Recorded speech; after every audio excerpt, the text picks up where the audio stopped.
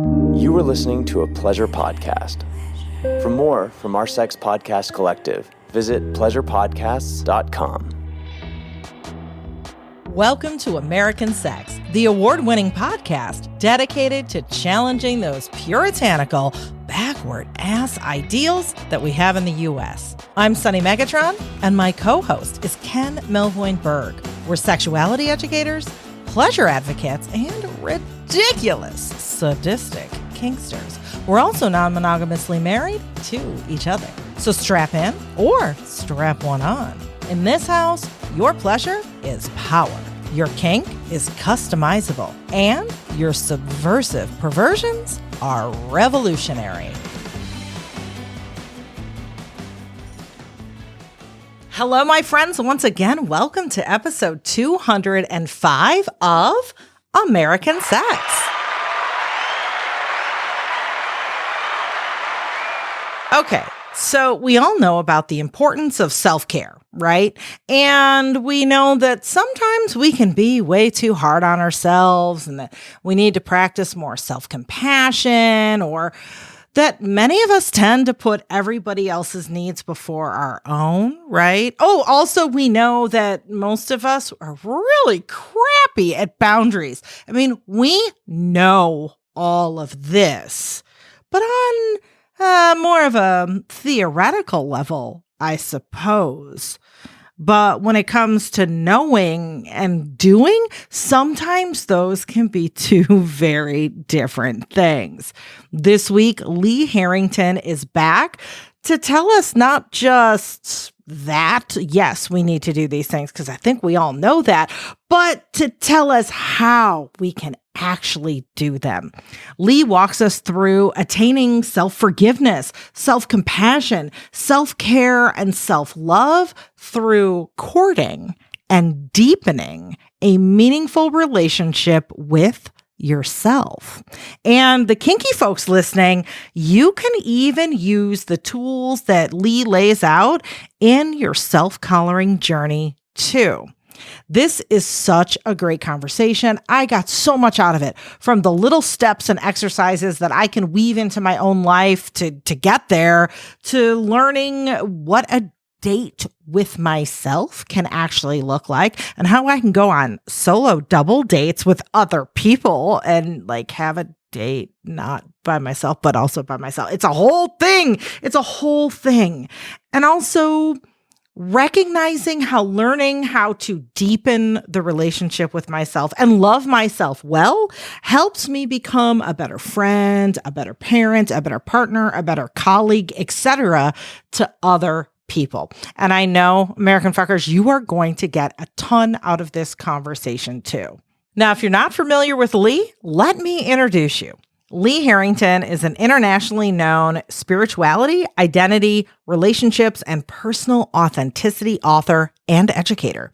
He brings a combination of playful engagement and thoughtful academic dialogue to a broad audience, having taught classes and shared presentations and delivered keynotes worldwide for over 20 years. Lee is an award-winning author and editor on gender, sexual and sacred experience, and his many books include Sacred Kink, The Eightfold Paths of BDSM and Beyond, Shibari You Can Use, Japanese Rope Bondage and Erotic Macrame, Traversing Gender, Understanding Transgender Journeys, and his latest book was just released, Become Your Own Beloved, A Guide to Delighting in Self-Connection, which is what the conversation you're about to hear is based on.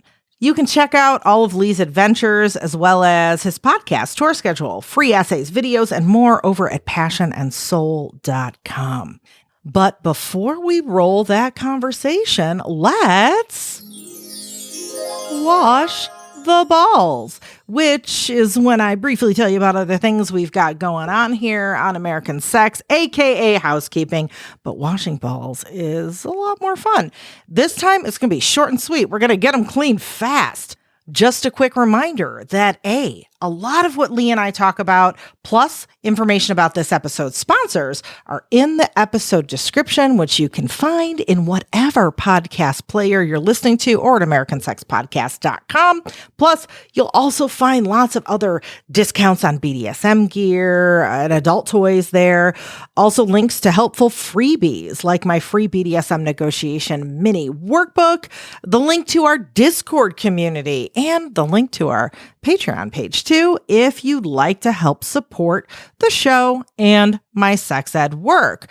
By the way, it doesn't have to cost you to support the show either. Your support is always appreciated in other ways as well. And those ways can be worth their weight in gold, like spreading the word. Tell your friends about American Sex Podcast. Tweet out your favorite episode. Link your favorite episode on a sex positive subreddit where someone's seeking some kink advice.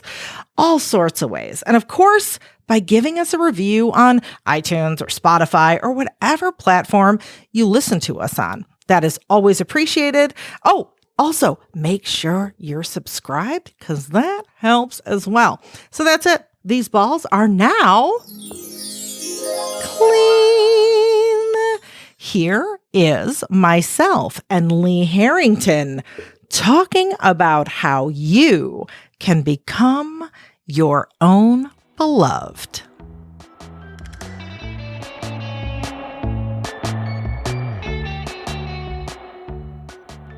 Lee Harrington is back, and you just released a book, Become Your Own Beloved, a guide to delighting in self-connection. Ha ha! I am so excited. I'm excited to be back on here and getting to spend time with you. It has been too long. So real quick, your book's important, but how are you? Let's start there. How you doing? What's been going on? You know what? I'm feeling pretty blessed, as it were. I for folks who follow me online, I've had health ups and downs and the joy of living with complex body realities. But beyond that, I have a lot of really amazing friends and dear ones in my life. I live in Denver, Colorado, which is the unceded territory of the Ute, Cheyenne, and Arapaho. And I love it here. I really do. Last we talked, I was still living in Alaska. Yes. And it's been great being back in the lower 48 for the last 4 years. And Denver is being such a good fit for me. It's got an amazing queer community, an amazing kink community. I live just a few blocks from the Denver Art Museum. Ooh. I know, right? That is amazing. It feels really good to be back in a space where I am tripping distance to coffee shops and get to live in a luscious way surrounded by a diverse population. I really appreciate it. Yeah, that is amazing. And when you said 4 years, I'm like, it's been 4 years. How does this happen? I know. And the answer is that COVID was a time portal. Oh, you're right. Mm-hmm. You're right. Yes. Yeah. Because, it's really only been a year.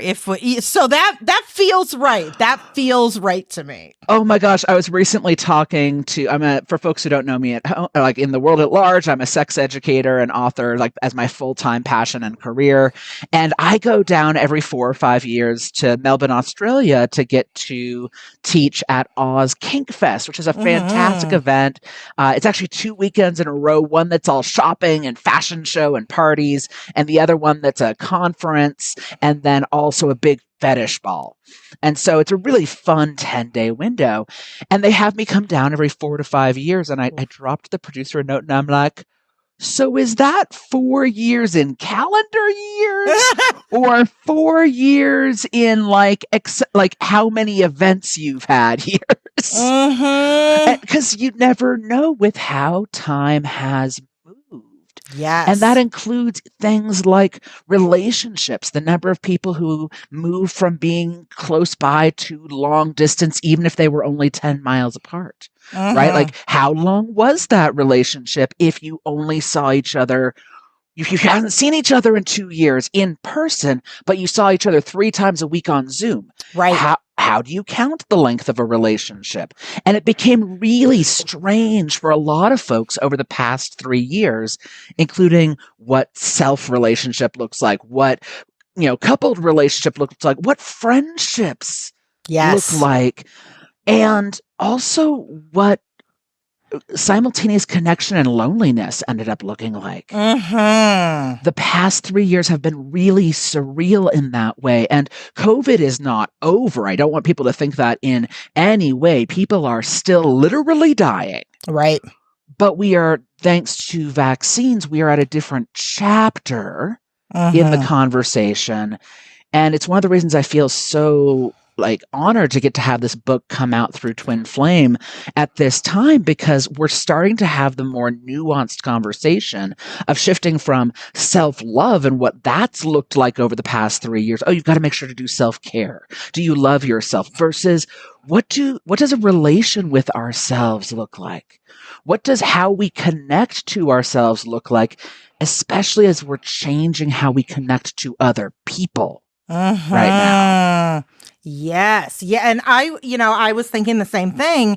Like, there couldn't have been a better time for this book to come out, because yes, I've been witnessing and experiencing firsthand that great reordering and reckoning and reevaluating of the mind fuck of, the last few whatever years. But I noticed in the kink community specifically, a lot of people online who were interested in kink, or maybe they were kinky, but they weren't involved in community. Those connections and interests really took off in digital spaces.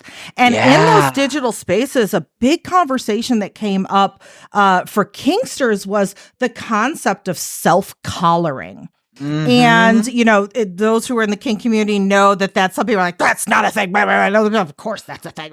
We're not going to get into, yes, it's a thing. I believe it's a thing. Just everyone be quiet. Go with it. Okay. So, but to me, that really showed what people were weaving into their self-collaring journey. Wasn't like, DS, I'm going to be disciplined. I'm going to go to work out 3 times a week. It was this really getting to know yourself and working on those boundaries and all of those things we know are good to have that are hard to actually manifest in our own lives. And to me, that was just a testament to what's going on in the greater world and the collective reckoning and trauma and all the things that we're going through. So let's get into the book. Become Your Own Beloved, a guide to delighting in self-connection. Now, you married yourself? Tell me about that. Yeah. So 13 years ago or so, I was on a road trip / book tour for an amazing artist named Catherine Valente. A lot of people might know them as a YA author nowadays, but they've written in on a wide array of things. And I was traveling with them doing performances that went with one of their books. And on this tour, I ended up meeting this amazing person who I was bunking with them and 2 other people in our train trip from Chicago down to New Orleans. And we had a conversation where they said, yeah, I got myself a silver ring and I proposed to me, I married me, and it's been a whole thing around self-love. And I went, there was this part of my brain that just clicked and went, there's a thing here. There's a something here. And I'd been divorced just a couple of years earlier and was still trying to figure out this piece of well, who am I now? If I am not spouse of so-and-so, who am I? And so I went, you know what? It would be really cool as kind of performance art and healing from divorce, it would be kind of cool to do this as a thing. And so I got myself an engagement ring, a little gold band, and I engraved in it what my vows to myself would be. And then I looked at it after it showed up and I had an existential crisis. Oh, no. Where I realized that there's a chance that if I asked me to marry me, I might say no.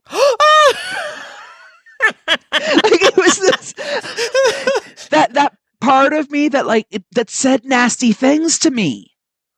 Like I don't know if you've ever been that person, but where at least I will say things to myself that if anyone else said them to me, I would call them on that. You kicked their ass. I know. Yes. Right. Yes. Or if somebody said it to my friend, I would double down on that. Right? Mm-hmm. Like you can't do that.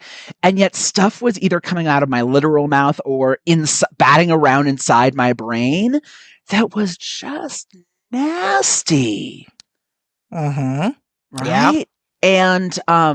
And so that ring sat there for somewhere between 6 and 9 months. Wow. Like it just sat there on my computer desk being like, well, that's there.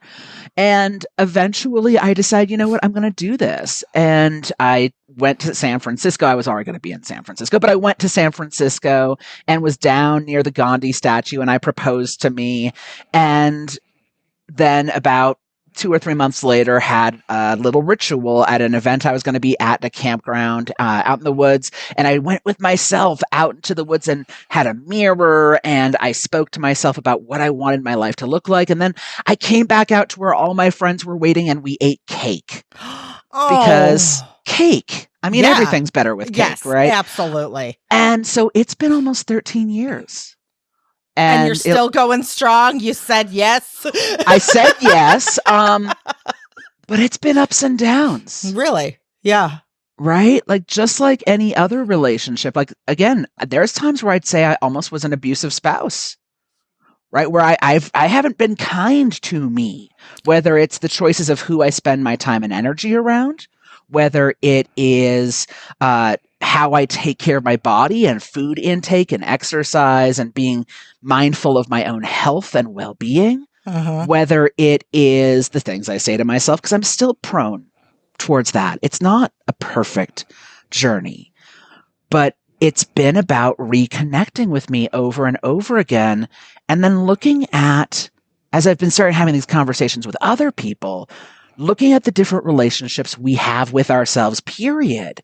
And realizing, I've turned into a beautiful spouse for myself, but how am I as a friend? How am I as a lover? And the answer is I am one of my favorite lovers. I am awesome as a lover. Like, I even go to classes on how to be a better lover to me. Nice. So, like, I'm pretty good on that front. But looking at the different relationships we can have.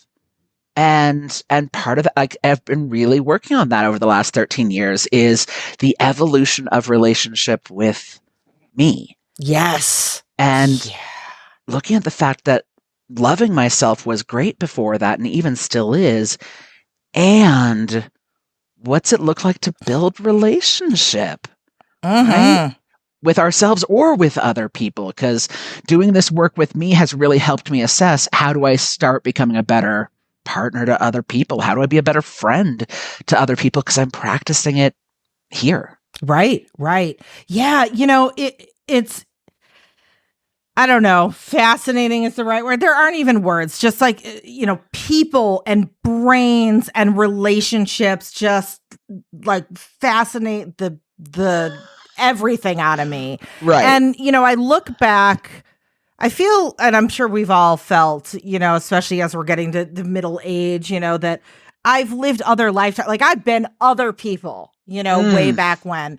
And I look back at my other self and I did not even know this was a thing. And Dossie Easton wrote the foreword to your book and said something that I was like, yes, same. It was like, I didn't even know I had a me that I didn't connect to. I didn't know I could have my own boundaries. I didn't know I could be, autonomous in those things that I'm doing for myself or I'm looking out for myself.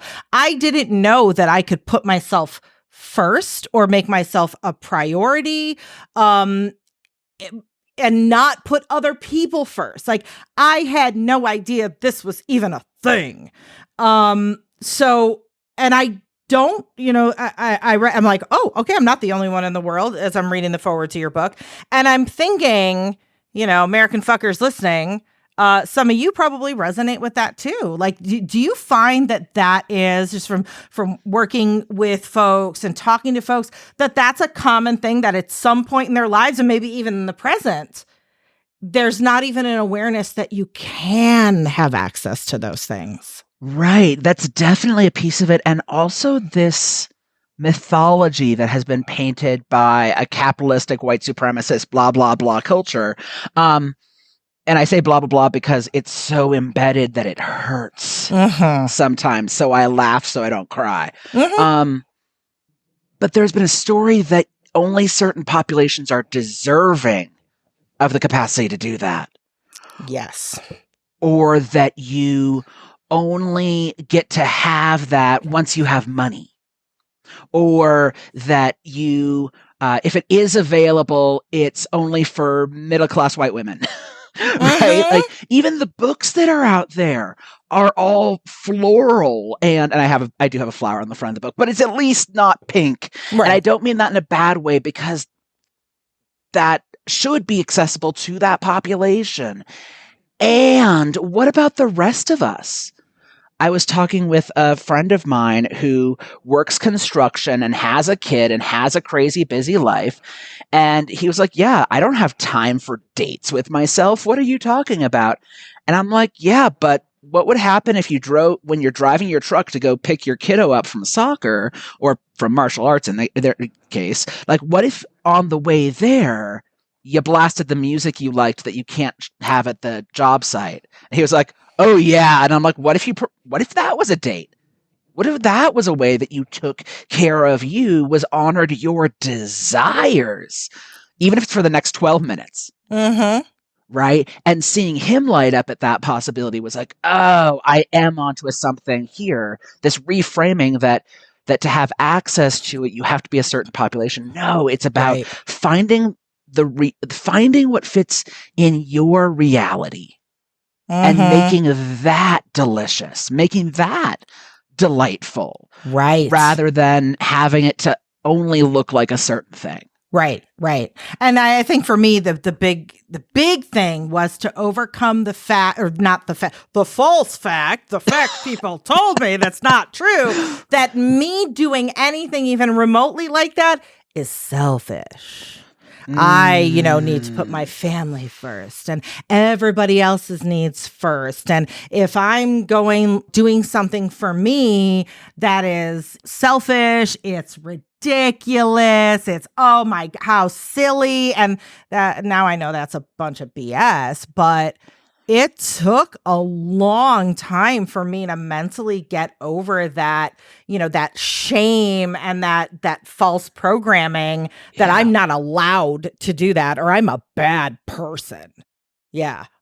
Yeah, you are not alone in that programming. I think programming is the right way to refer to it. How many things do we say to small children?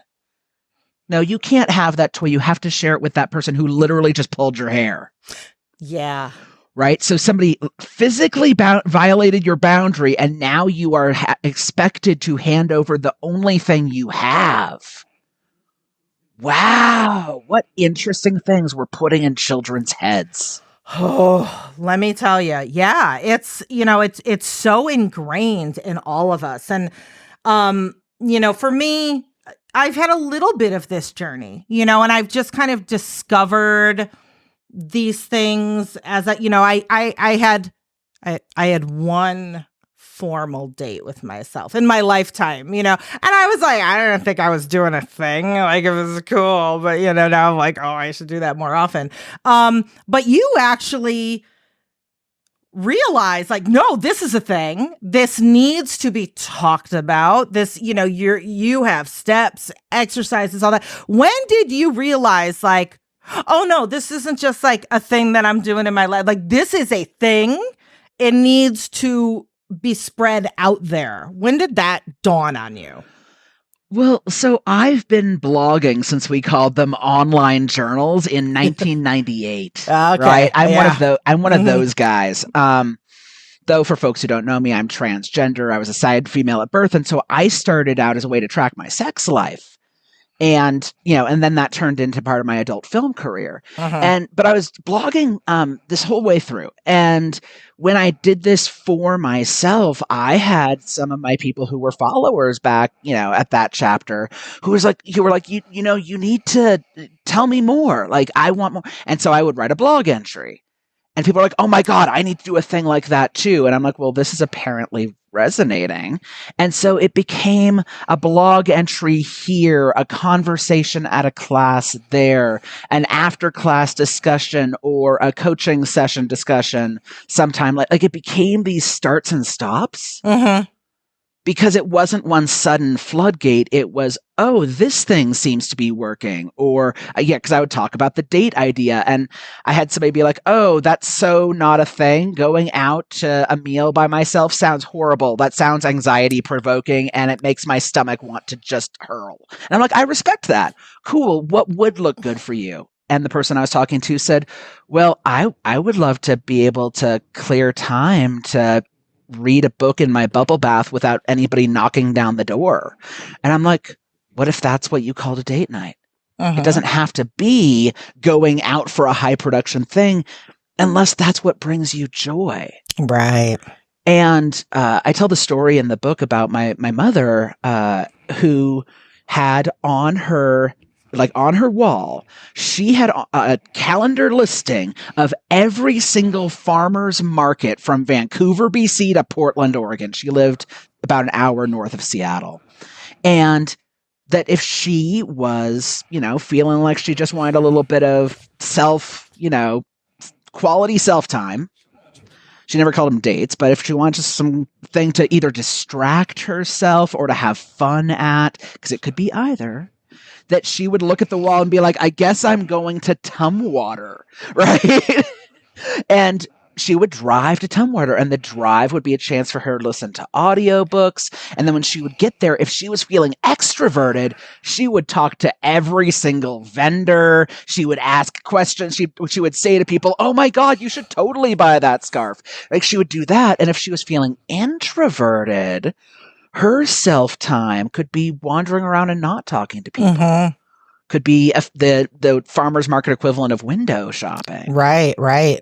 And that either could happen, but what was mattering was that she had this list for herself ahead of time, some ideas she'd brainstormed of, if life is shitty or I want to spoil myself, what are some things I could do? She'd done that work ahead of time to brainstorm, what does self-care, self-soothing, self-love, or self-connection time look like for her. And it didn't look like her sisters. It didn't look like her friends. She had her things that she'd brainstormed.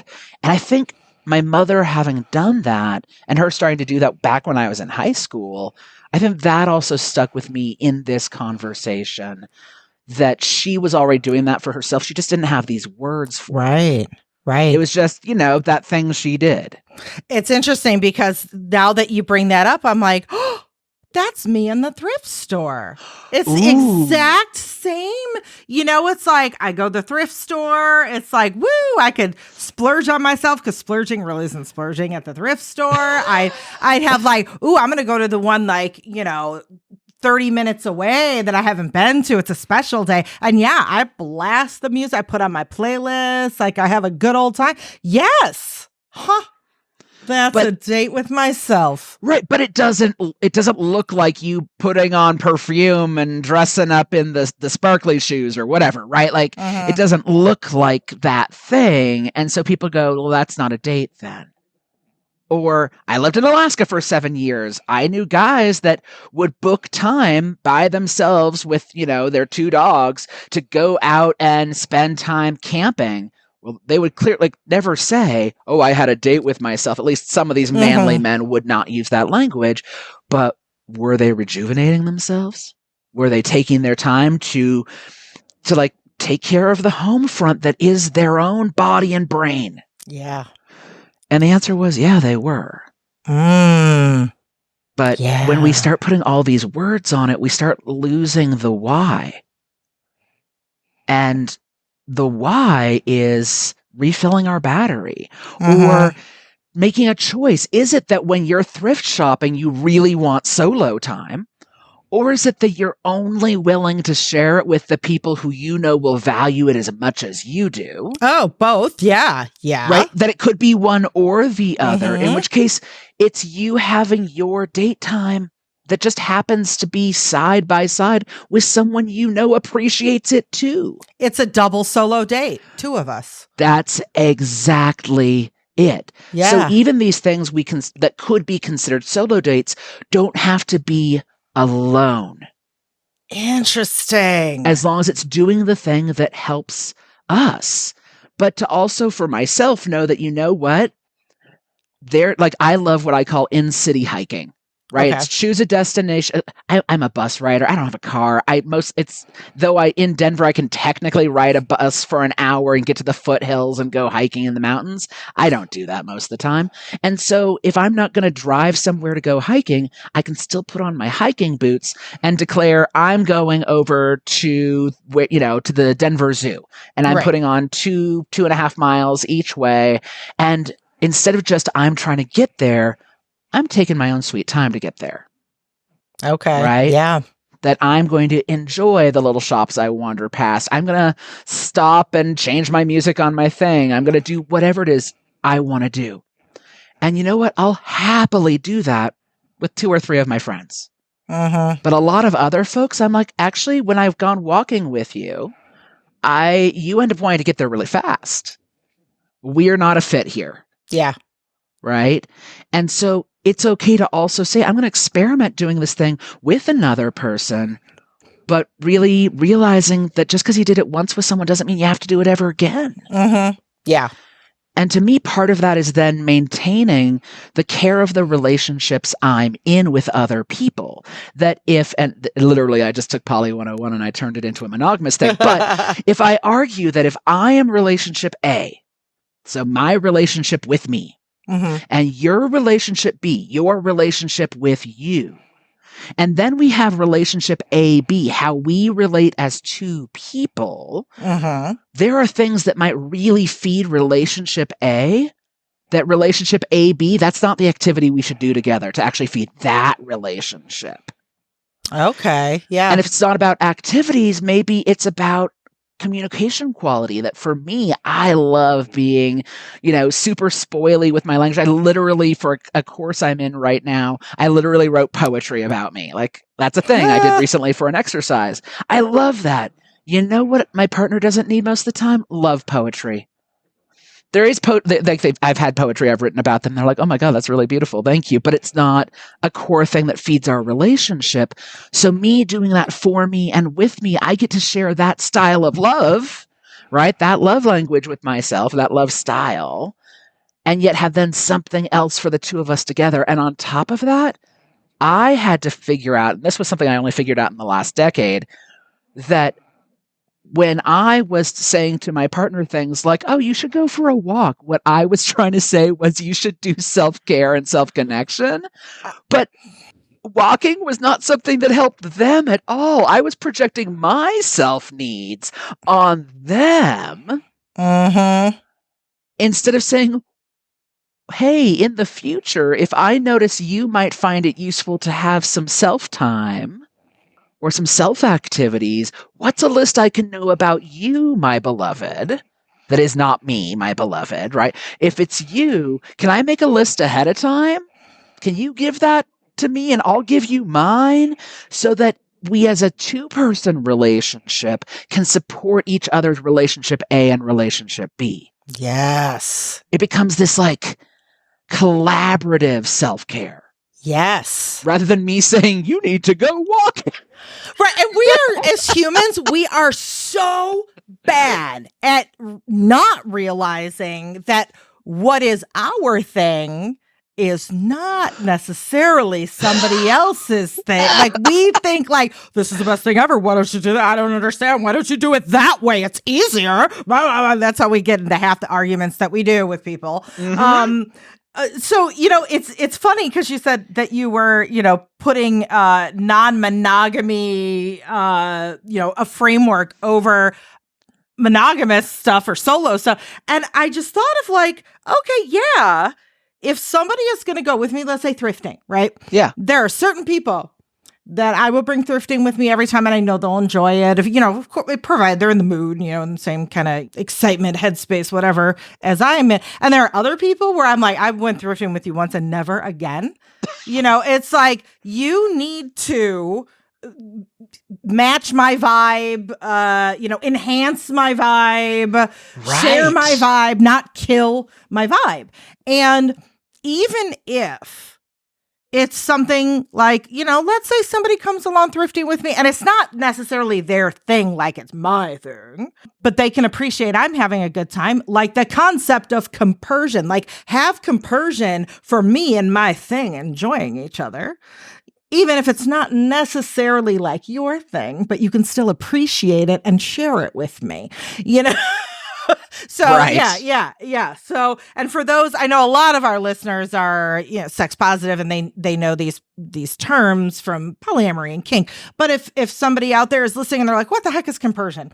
Do you want to say it? Do you want me to say it? Who wants to explain compersion? I'm curious if we have similar definitions, so I'll go first and I want to hear yours too. Cool. Compersion is the idea of finding pleasure or joy in the fact that somebody else is experiencing pleasure or joy. In the world of poly, it's got like that extra layer of they're doing it with someone else. But I think for me, compersion is just the idea that I'm not part of the thing, but I'm still joyous that you're enjoying the thing. Yes. Yeah. I have a very similar view. And I like to look at compersion as I like to look at a lot of sex and intimacy related terms. I like to put them out into either non-sexual or like vanilla context because they are so transferable. And to me, compersion is like you said, yes, in polyamorous and ethically or consensually non-monogamous situations, it's involving like I'm enjoying that you are enjoying being with another person, having another relationship, that sort of thing. But I often look at it as like, let's say I have a partner who loves video games. And I really am not a fan of it. I don't play video games. But I know like that is their number one hobby. They really love it. And they geek out and they're like, oh, there's this new game. And I did this. And I got it. And I can appreciate the fact that they are really enjoying the hell out of it, even though maybe secretly I'm like, I hate that fucking video game. But you know what? I love you. And I love that you are enjoying yourself with that thing. And that's what counts. It's not the thing itself. Yes.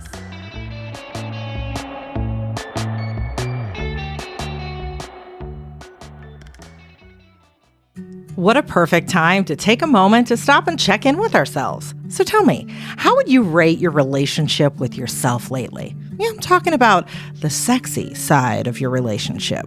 Whether you're feeling confident and want to explore your innermost desires further, or if you could use a little boost in the solo love department, Dipsy's sexy audio stories, they're here to help. Dipsy is an app full of hundreds of short, sexy audio stories designed by women for women. They bring scenarios to life with immersive soundscapes and realistic characters.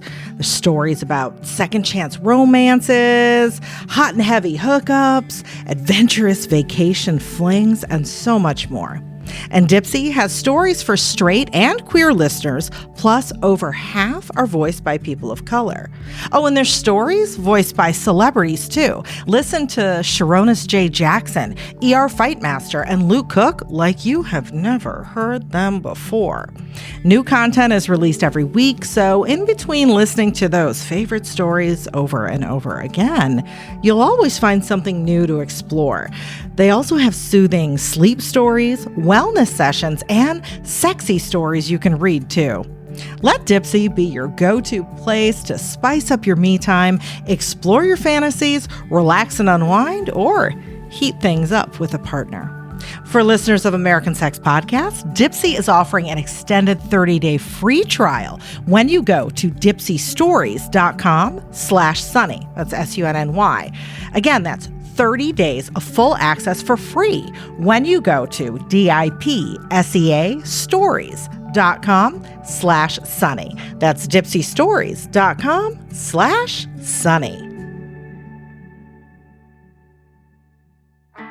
Can you believe that it is almost June already? And I bet you haven't even thought of a Father's Day gift yet, have you? Well, don't worry. You know I got you. And so does this episode's sponsor, Manscaped. So whether you're shopping for a dad or a daddy, help that special someone in your life join the 8 million worldwide who trust Manscaped for face and below-the-waist grooming needs. And get 20% off and free shipping with my code SUNNY, SUNNY, at manscaped.com. You know, some dads and daddies are dedicated to keeping on top of their clean-shaven look, but there are some that prefer a little scruff. And even though they do, they still like to keep things tamed and shaped well and looking and smelling great. So let's start with the ultimate Father's Day MVP, the Beard Hedger Pro Kit.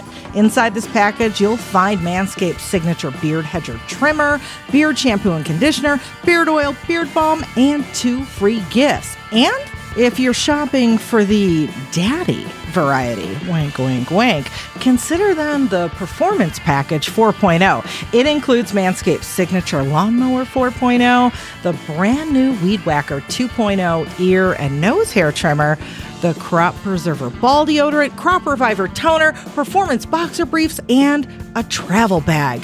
By the way, the Lawnmower 4.0 is a game changer for trimming those sensitive areas. And, of course, special for you, you're going to get 20% off and free shipping with the code SUNNY at manscaped.com. That's 20% off and free shipping at manscaped.com with the code SUNNY. Hey, make this Father's Day unforgettable with Manscaped. Hey guys, I'm Holly Randall, and I am an erotic photographer, director, and producer. I started a podcast called Holly Randall Unfiltered, where I interview the biggest names in the adult industry. My goal with this show is to show the world what the adult industry is really like and what really happens behind the scenes, what these porn stars are actually like as people, not just as performers, and show the world this is a real job.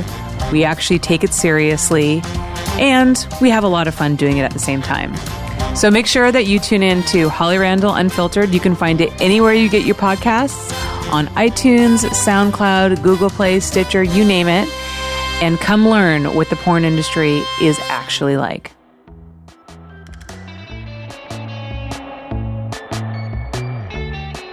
I can appreciate the fact that they are really enjoying the hell out of it, even though maybe secretly I'm like, I hate that fucking video game. But you know what? I love you. And I love that you are enjoying yourself with that thing. And that's what counts. It's not the thing itself. Yes. Yeah. And so like in this case, it would be the idea that I totally don't understand what you get out of thrifting, and you come home with things that you'll only wear twice, and I just don't get it. But I see that look in your eyes, right? I see the way your smile like creeps up into little dimples. Like I see that and go, oh, I need to support that. I want to find out ways that you can have that happen, because that response you're having, I want to support that. Yes. And so as partners with, of people who are doing our self, connection work and self-connection delight, what would it be like to support our people in our world in how they are delighting? Yes. Like, what would that look like in our relationships? Whether we're talking about friendships or partnerships or co-parents or whatever it might be, right? Co-workers, right? Your co-worker comes in and vibes out for a little while about their zucchini patch. And you're just like, I don't get it, and I can still have boundaries as a note. Right. Yes. Yeah. I can still be like, thank you so much for sharing about your zucchinis. I'm really glad you're happy. We need to get to our meeting now. Exactly. Yes. Right. This is when I am bringing up these concepts, I'm not saying don't have boundaries and you should celebrate everything. Nah. There's things where it's just like, you don't need to be part of that. You don't need to be around it. And if it's something that you actively disagree with, even if you love someone else, doesn't mean you have to be around their behaviors. Right. Or support those behaviors. So I don't want to infer that. Right. There's a whole lot of nuance, just like there is in everything. Yep. Right. Exactly. But to consider for ourselves, what would compersion be? And you mentioned before, there's a past chapter of your life. There's a, past life of you. If you were you at that point, falling in love with you or developing a relationship with you, there might have been a moment where you were like, you know what? I just discovered something about me. Like, I'm now having some new relationship energy going on here. Like, that's so cool to learn about me.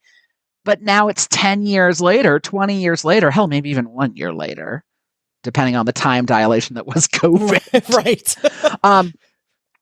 But it's a year later and you find out something new about you, whether it's the, actually, I don't like that thing anymore, or the, wow, I discovered a new hobby. Suddenly there's a chance for a new NRE with you. Yes. Right? There's like a new opportunity every few years to find new things about you and therefore in turn find out things that can be delicious to connect with. And if the word delicious doesn't jive with you, that's cool. You can use the word cool, right? Or awesome, right? There's lots of words we can use here. But a warning with NRE being that sometimes I've had times where I then fall for someone else, and that could be a lover, that could be a new hobby, that could be a new community, right? Any sort of new connection. And I've had times where I've fallen into that and gone, oh, there's this new exciting new relationship energy. And then I forget relationship A. Like I'm so invested in the new AB that I forget about A and I actually don't even notice B. I'm so into AB.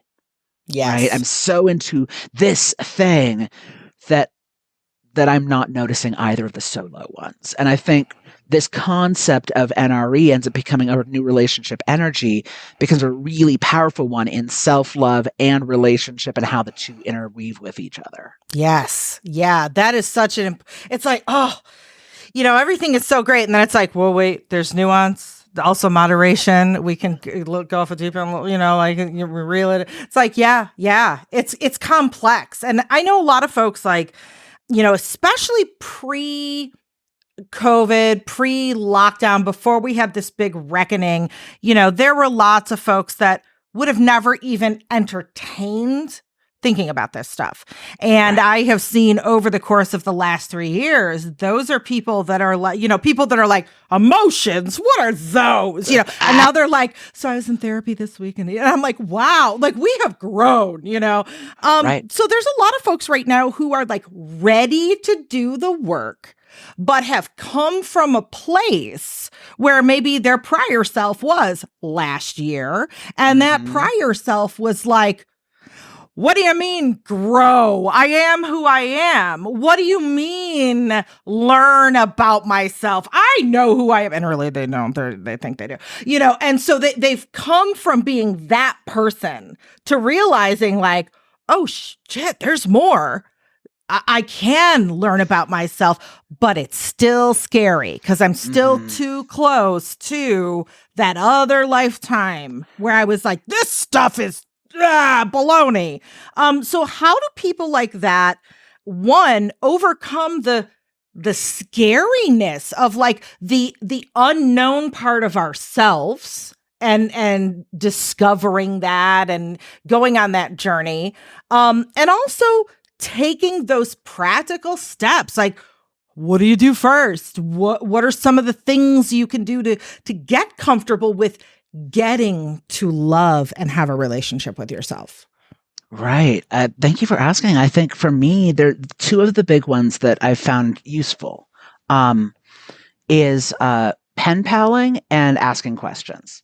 And pen paling is literally what it sounds like. It's writing yourself a letter, putting it in the mail, and waiting for it to come back. And if you live solo, it's also kind of cool because you get something in the mail that isn't a bill. So, so if that is your reality, but having it start out with, this might be stupid, but I'm writing myself a letter, and write for a couple pages and see what comes out of it. Or maybe you're not a writer, but you could draw some artwork to yourself or clip out some memes or do whatever, right? And if sending mail is going to be weird because you live with other people or it feels a little strange, making a private blog or making an audio recording on your own phone talking to you. But the key part is then not listening to it for a minimum of a day, preferably 2 or 3. Okay. And the reason for that is if we listen to it back automatically, we're still in the same mindset. It's a little judgmental of the fact that we just recorded a stupid recording. As compared to making a little note on my Google Calendar that says, listen to that dumb audio recording. And I say dumb because I'm making like that emotional state that I've been in for myself. Right. And then suddenly it's 2 or 3 days later, I listen to that audio recording and I'm like, wow, I didn't know I was feeling that way that day. Because unless you're an active journaler on a regular basis, there's times where we fill in the story of how we were thinking that day. Right? We start painting a story of what it was like then as compared to actually listening to ourselves. And doing that 4 or 5 times back and forth of the practice of listening to yourself.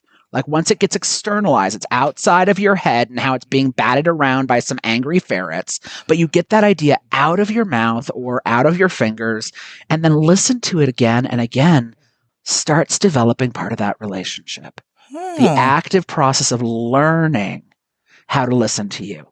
And then the other one, if that's like, wow, that's a lot of investment, I don't know about it.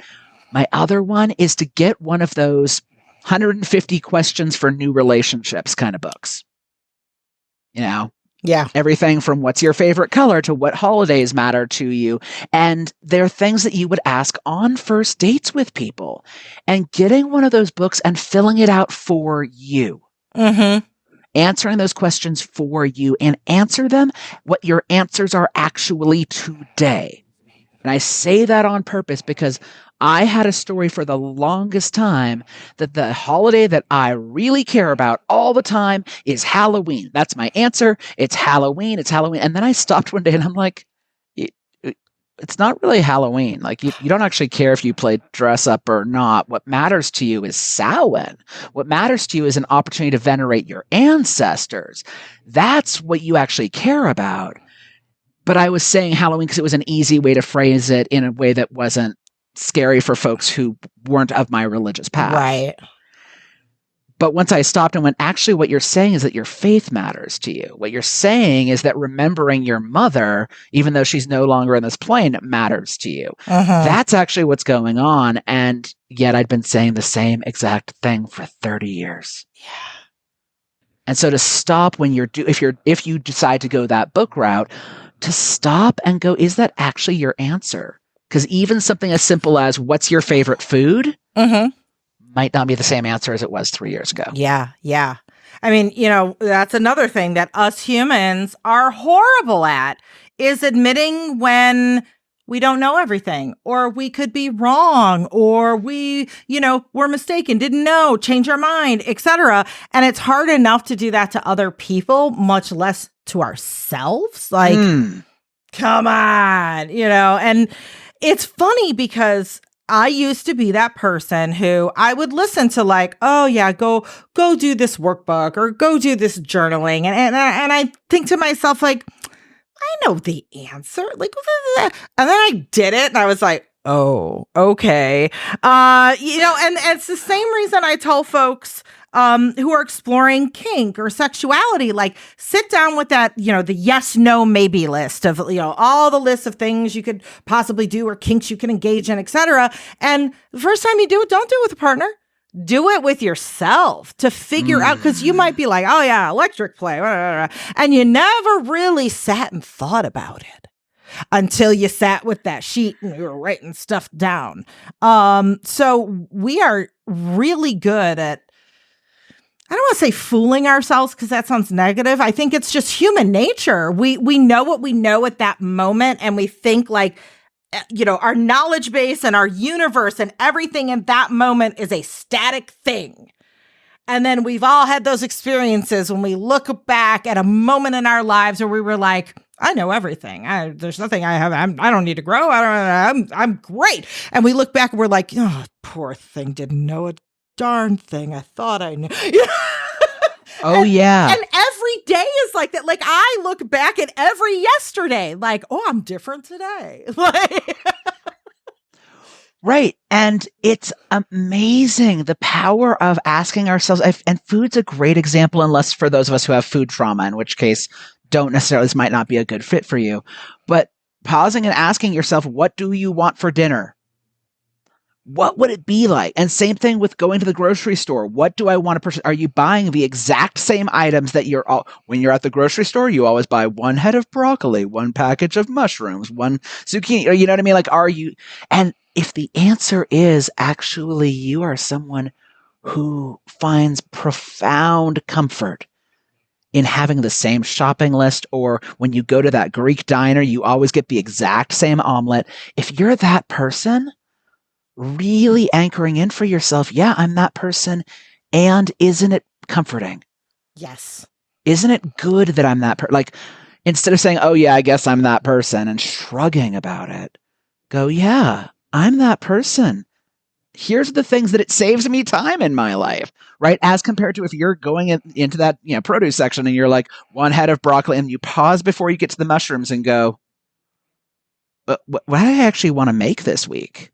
What do I actually want to cook? Do I want to get two things of mushrooms this week? Like, and maybe consider for yourself to pause and give space for the back of your brain to answer that question rather than being on automatic. So I would love to talk about how all of this self-love and self-knowledge and self-exploration plays into boundary setting, but like that's such a small little phrase for such a big thing. For me, it's I look back again at my past self, or I look at folks who coaching clients, people just getting into like exploring alt sexuality or kink and whatnot. And a lot of times the question is like, okay, sure, great. I need to advocate for my needs and boundaries, but I don't know what I like. I actually don't know what I like. So how does figuring this stuff out, figuring out who you are and what you like, lead to better boundary setting and all of those great things that we attain to be? I think some of the ways it's been helpful for me and some of the people I've talked to is that if I have an awareness that I need time to process after a big thing happens to me, like I've realized that about me, that might have me pause and go, oh, well, that might apply to what gets called aftercare in kink, that if we're going to do this big thing, I might need more processing time. So there's those kinds of places where we can extrapolate it onto other situations. The other one that I'll actually give an example that's in the book is, let's say you're joining a sports team, right? You're joining a sports team, and that you really want to be part of this sports team, but you only have 3 nights a week to give. And the person who is the coach is just like, you know what? I hear that you want to only have 3 nights a week, but we always need to get together on Thursdays. And I'm like, Thursdays are the night I have with my kids. No, I can't do that. But maybe you'll offer a volley back of, well, you know what? Like I is the question that you want me here on Thursdays, or is it that you want to make sure that I put in this many hours? In which case, is there a way that I can get together with some of the other people on the team and drill on Wednesdays when I'm available? That ends up like going into our kink as well, right? If somebody says to you, I really want to do spankings. That would be so hot. And I'm like, you know what? I have bad memories of spanking from when I was a kid. I don't want to do that. Or it might simply be, no, you don't have to have a reason for everything. But I don't really want to do spanking, but the idea of really intense sensations sounds cool to me. What other toys do you have? Right? What other things could we do? And so learning that system of when you hear a thing or you think about a question and it comes to you and you built this skill set around listening to you, suddenly now when somebody's offering you a kink or a sexuality concept, you can go, oh, check with my body, check with my brain, check with those things I've been practicing with something as simple as, do I want to buy more mushrooms this week? But you've been developing a muscle of practicing hearing a question and responding. Yes. Based in your own self-care and your self-relationship. And so somebody says, oh, I really want to do spanking. Oh, the idea of an intense sensation sounds really cool, but spanking totally hits all my wrong buttons. What else you got in your kit? And it's not shutting down a potential lover or play partner. It's saying, I still want to do something. What else can we make happen? And the magic of collaboration, having practiced collaborating with yourself. Yeah. Yeah. Collaborating with yourself. Like that is everything. And I bet you if you were to do, what is the talk show where they go out on the street? They're like, oh, I'm just going to ask random people questions, I mean, if you were to ask the average person questions on Hollywood Boulevard, like, do you collaborate with yourself? And people are like, of course I do. They don't. They don't even realize they don't. So what else? What else can you tell folks that, let's say, because I always have this imaginary, fictitious listener whom we call American fucker, who's like, I invent their lives for them. They've been that past life. They're listening. It's resonating. Something's like sparking in the brain. And they're like, okay, I'm almost there. Almost clinched this whole relationship with myself thing, but I'm still a little, what else can they do to make it feel more comfortable, or B, are the benefits of this? Something that you can get out of this, doing this work, and it is work, but it's also play, right? You don't have to be solemn about something to be serious. Is building more skill sets for understanding the whys when things don't go how we thought they were going to go. Oh, you just when we hit me in my heart. Yeah. Yeah. When we're needing to forgive ourselves. Yeah. Because building that connection ahead of time allows for that moment too of saying, hey, sorry, I fucked that up for us being singular in this case. Sorry, I fucked that up. And it's let me have some of the chance to go, oh, but what was happening there? What led to that happening? Because if there wasn't something that we were getting out of a situation, there's a chance it might not have happened. Mind you, actual shit happens. Because I don't want to create some sort of mythology of, like if you hadn't been wearing that outfit, the bad thing wouldn't have happened. Like, scrap that bullshit, right? Yeah. But having those moments where I'm like, you know what? I should have taken out the trash last night. I'm an idiot. Why didn't I do that? And then pausing and going, well, I didn't do it because my back hurt. And by me having time on the couch, I'm actually not suffering today. So I have an annoyance today, but I'm not suffering because I actually listened to some other part of me and some other need. Yeah.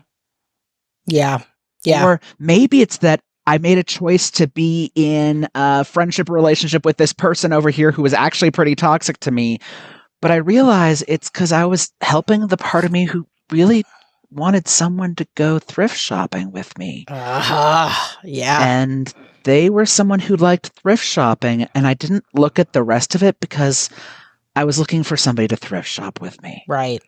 And so practicing for me that listening skill with myself has let me look at the bigger whys of why things have happened when I have done things that aren't healthy for me or aren't what I wanted to do, and given me a little bit more grace for me. And that grace and not spending time on the self-anger and giving other people space for rent in my head, right? Like, instead of doing that, giving myself a little less of that and a little more understanding. Yes. Oh my goodness. Yes. And I mean, that's everything. That is everything. It's like, this is why we're in therapy, because, not, I'm generalizing, but it's only one reason we're all in therapy. We all have the same problem. We have human brains. That's what, they're imperfect. But it's that not being able to forgive that is a huge theme, or even being able to admit to yourself that you did something that was less than perfect, that, maybe wasn't the best decision at the time. And a lot of us stop at and that hurts. And then it's like the wall goes up and we either ignore it, deflect, or put up our force field and bounce it back to somebody else. And, it'd be like, oh yeah, well, you didn't blah, blah, blah last week. Don't notice what I did over here. Or right. we take on everything from a situation. Right. And are like, all the things that both of us did wrong, I'm just going to take all of it and put it on me. How about, which also doesn't give them space for them to forgive themselves. Yes. Right? Yeah. Yeah. Which that's a tough one. That is right there. Hits home. It's why in the book, I'm like, do not take it, in the exercise from that chapter, I'm like, do not take a big issue. Take something like, I didn't take the trash out. Start with something small when now doing this exercise sheet. And at the very bottom, did you forgive yourself? If not, why? Yes. Yeah. Because it's okay to get to the end of a list of okay, I'm doing all these steps on how to forgive myself. And you get to the end and just says no, you were an asshole. Okay, let's take something even smaller. Yeah. Because again, going to building these muscles, for those of us who haven't done these in our lives, or if you have the embedded inner insert family member here, right? Your inner uncle, your inner mother, your inner whatever. If there's a voice that is taking up rent in your head for free, if that voice is still there, it might take a while to be able to get to a point where you can forgive yourself for not taking the right pair of shoes when you were leaving for the office today. That might take a lot of work because you have that thing that's in there. Yes. That might seem like, oh, you're criticizing it yourself. Is it you or is it your inner uncle? Right. And especially I know for cisgender men or in general people who are socialized male who had that one voice who said, man up, or you can do better than that, or don't complain. The versions of you're not allowed to have boundaries. Right. That are given to so many people socialized male in our culture. And it's not to say that women don't have this experience too, but I have met so many wounded men who are carrying around that inner voice of their father or their mother or their whoever, who think it sounds like their voice. And until that we start doing this work, you might not realize it's not your voice that's in your head right now. Yes. Yeah. And that's part of teasing out that can take time. But in the meantime, if what you can do out of doing, this work/fun of self-discovery and self-connection, if all you get, having listened to this podcast for an hour, if all you get is that self-connection can look like whatever the fuck makes you happy. Yes. Right? If that is literally simply listening to Megadeth on your earbuds for 5 minutes a day, if that's what does it for you, you do you. That's pretty radical for a lot of us, 5 minutes. What can you make happen? Yes. I love it. And, when you were talking, one of the things that really resonated with me, and that I think it's on a lot of it's societal. Society tells us to value things, and it's society. Sometimes it's our mother, it's our but it's really a reflection of what we all believe. Oh yeah, that we attach value to things, and not just value to the thing, but value, what that means about my value as a person. Yes. To things where it is not logical, and relearning that emotional logic, or not even relearning it for the first time, Yeah. That's a chore. I know for me, one of the things was cleaning. There's an author that I follow, like on TikTok, Casey Davis, who has a quick little short book about like cleaning and resetting your house and detaching the value or what it means about you as a person if your house is clean. And a lot of us have that trauma, of like, oh, my house is dirty. There's dishes in my sink. I'm a horrible person. I'm gross. I can't cut it. Why am I not respond? Why don't I have the energy? All the things, right? And detaching that value judgment and looking at it logically. And, for me, it was like, it's just silly little things like the dishes would pile up. And then the more they piled up, the more I'd look at that pile of dishes and it would be overwhelming. And I'd say the bad things to myself and I, put it off and put it off and put it off.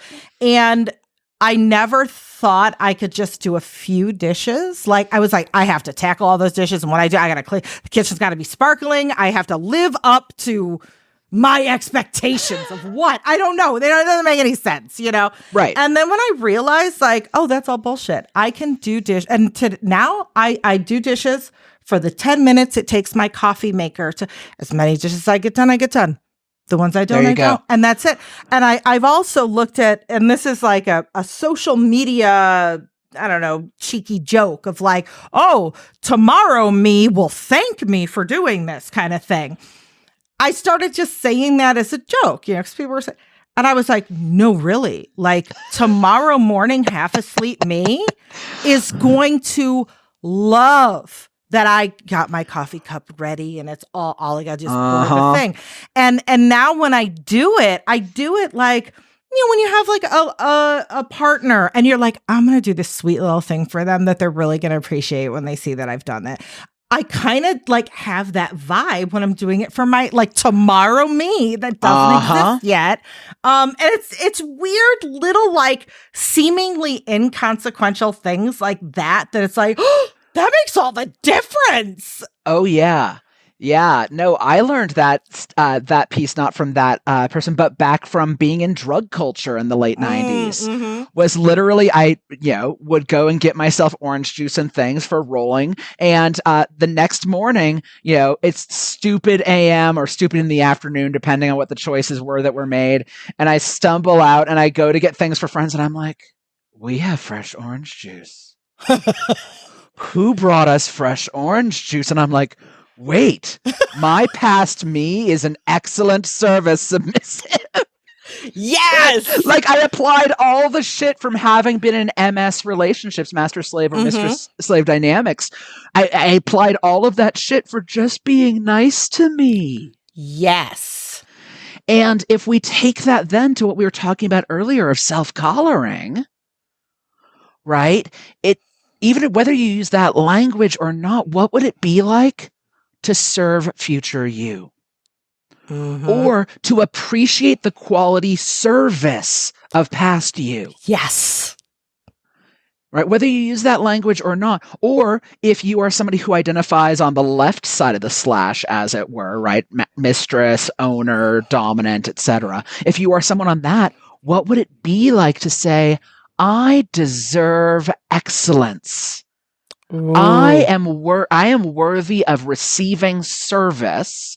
I am worthy of receiving care. And the bottom happens to be me. You know what I mean? Like, but to practice the skill set of receiving excellence. You're just service topping yourself. That's all. Right. Yeah. Right.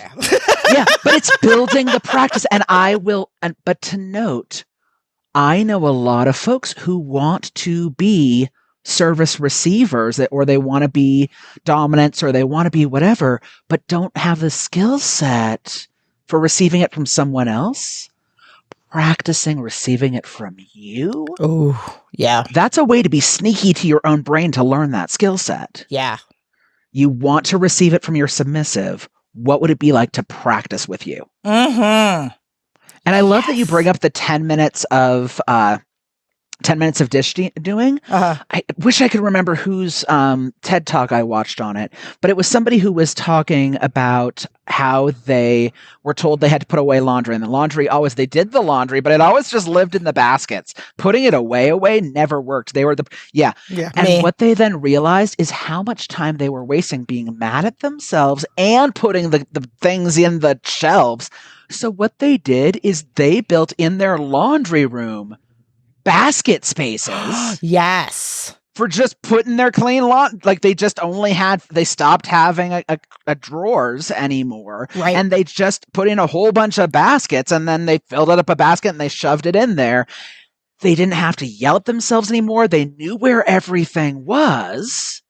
Yes. And they weren't having to go between rooms, any of that stuff. The one thing that brought them stress was, I don't put away the thing, in which case, go. Right. That's awesome. Right. They did the thing. Yes.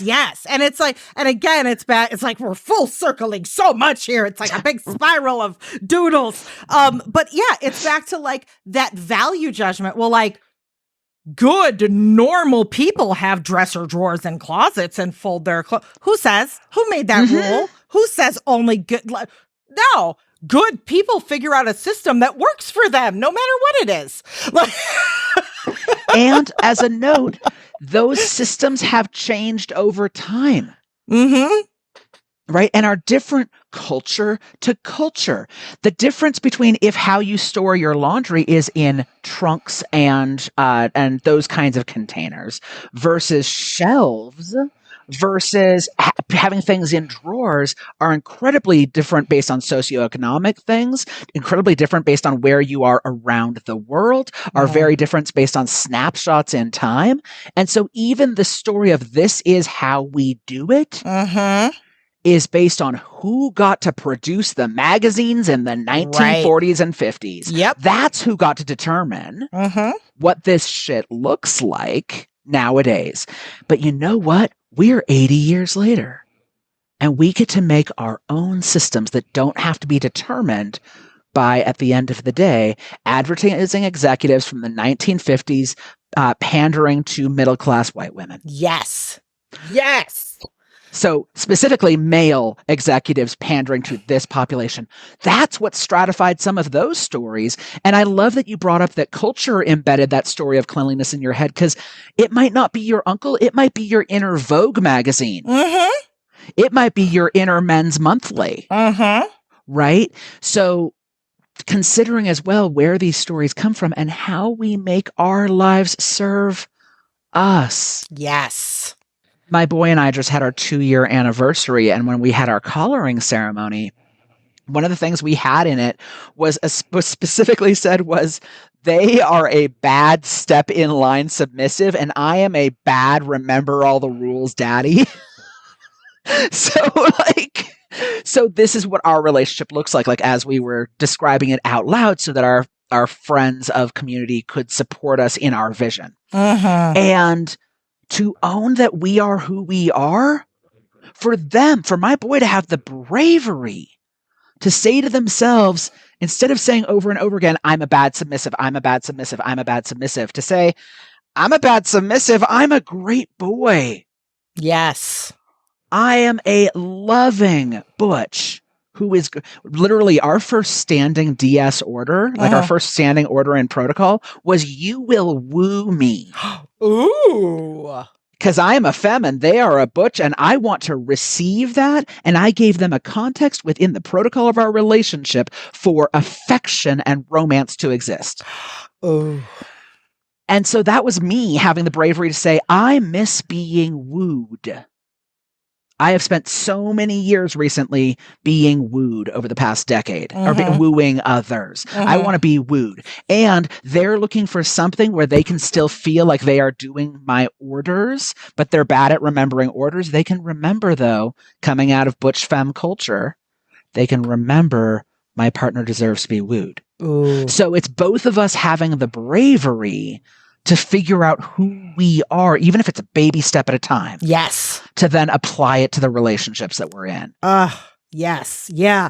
Oh, I love all of this. And one final thing I want to say before we tighten this up is like, as I was reading through, I really appreciated when you give the different exercises and suggestions every time. It's like, you know, like even now, like you can write, but if writing's not your thing, or like if you are neurodivergent and that's not your thing, or if you have, you know, any kind of limitations, and you give lots of options for folks. You know, and to me, that's a way to let folks know, like, hey, you have options. Like, you can do what works for you. You can customize what works for you. And the laundry conversation, because I have the same thing. To me, it's neurodivergence. Like, I do not do drawers and closets and organize. It does not. Nope. And I love that you also had in there the what is it? The neurodivergent. What is it? The love languages. The neurodivergent love languages. And just in general, I love that we're talking about neurodivergence more, that we are, and even for people who are neurotypical, which is neurotypical, you know, it's like, I think we're all various shades somewhere. But, you know, just opening up that conversation that we all think differently.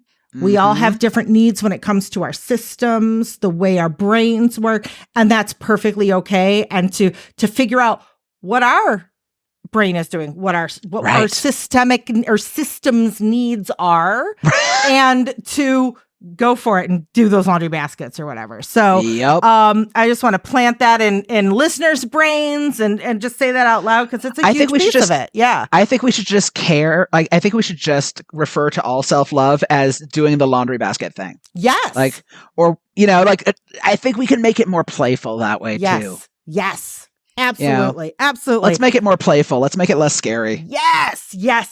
So where can folks find more book, self-love stuff? Tell us all the places and the things. Yeah. You can find my website at passionandsoul.com. And on social media, I'm pretty much passion and soul everywhere.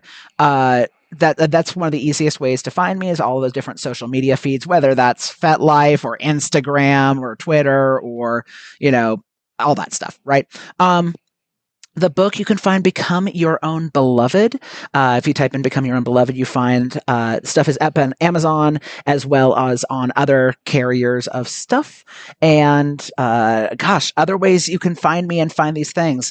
I think the big thing when you start having these conversations with yourself is, as you Google and search for these different systems and concepts, yes, please start there. And at the very back of my book, I actually have, did you enjoy this? Here's like 30 different other places to go from here based on, are you a social media person? Are you an audio person? Are you a book reader? Are you a whatever? But the big thing is, just like the laundry assumptions of where you put it, if you're reading about a thing and you go, you know what? I'm only 2 paragraphs into this entire article and it's by some famous person and it jives not with me at all. Part of caring for you is to also say, that tool, I don't need to spend any more time reading it. It's okay to set that down, even if it is the best thing since sliced bread, according to my coworker or according to my partner. It doesn't have to be yours. So to look outside of necessarily what everybody else is, start with those, but to also know and to have some of that bravery to set those things aside, because you don't have to spend, if you don't want to, 10 hours reading that one book that you knew halfway through chapter 1 wasn't going to be the self-love or self-care or self-relationship book for you. But if you get mine, you get halfway through chapter 1 and you're like, this is so not my thing. Skip to the very back of the book and look in the further sections for all of the different people that I talk about there. There's some really amazing stuff out there. Oh, wonderful, wonderful. Thank you so much. I love talking to you. I love your brain so much. So good. Yes, so yes, good. yes. And let's make it sooner than like 4 years. Really? Like, come on. So yeah, we'll talk again more often. I love this plan. Yeah, very cool. All right, until next time. Until next time. Thank you, Lee. Bye-bye. Thanks for listening to American Sex. What's that? You want more? Well, you can start by streaming our TV show on Showtime, Sex with Sunny Megatron. Then pop on over to sunnymegatron.com. Everything's there. You can get updates on my new book, check out my sex ed and BDSM workshops, learn how to book me for your organization or for coaching. You know, we also want to hang out with you too, right? So come join our Discord community. Or follow along on TikTok or Instagram, Twitter, all the social media. I'm Sunny Megatron everywhere. And you can catch Ken on Twitter or tune in to his weekly D&D games on Twitch. If you want to support the show, a great way to do that is simply to tell people about it. Make a TikTok or tweet about your favorite part of this episode. Oh, and don't forget to subscribe and leave a review too. And if you're a ride or die American fucker, you're going to want to join our Patreon community. We'll send you official American Fucker stickers, and you'll get a lot more too at patreon.com/AmericanSex. Now, just in case you happen to be one of the few that still has disposable income in this late-stage capitalist hellscape, well, when you're shopping for a new sex toy, BDSM gear, Kink Academy membership, or other things, please patronize our sponsors and affiliates. You'll get a discount, and it helps us too. Win-win. All those links and codes are in our show notes. Thanks, American Fuckers. We appreciate the heck out of you. See you next time.